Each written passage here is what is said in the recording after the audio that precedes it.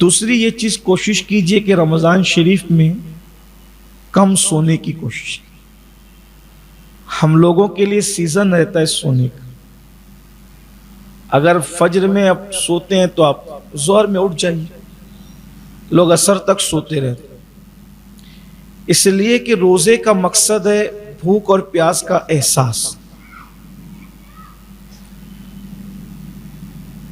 اب آپ کو بھوک ہی نہیں، آپ سحری کر کے پیٹ بھر کے سو رہے ہیں، اور پھر اس کے بعد افطار سے پہلے اٹھے، پھر ادھر بیٹھے ادھر بیٹھے، اس سے پوچھے کچھ گیم کھیل لیا، کچھ واٹس ایپ چیک کر لیا، کچھ فیس بک دیکھ لیا، ہو گئی مغرب.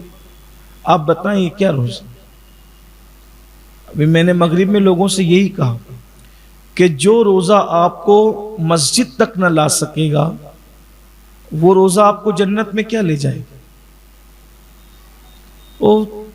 تھوڑا سا روزہ اب تک آپ نے اپنی مرضی سے رکھا ہے، ذرا اللہ رسول کی مرضی والا روزہ بھی ایک مرتبہ رکھ کے دیکھ لیں تو اس کی برکت آپ زندگی بھر محسوس کریں.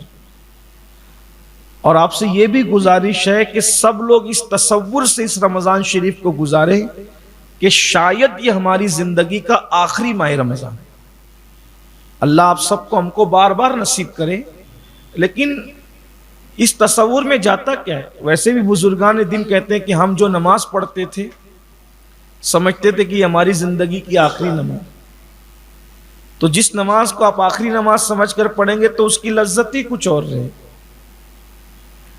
تو اس لیے ماہ رمضان شریف اس تصور سے گزارے کہ شاید یہ میری زندگی کا آخری ماہ رمضان. ایک ایک لمحے کی قدر کیجیے. تو اس میں صحابہ کرام تو بستر باندھ کے رکھ دیتے تھے.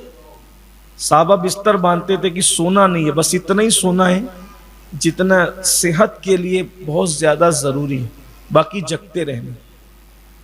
اور ویسے بھی جاگنا زندگی ہے اور سونا موت ہے.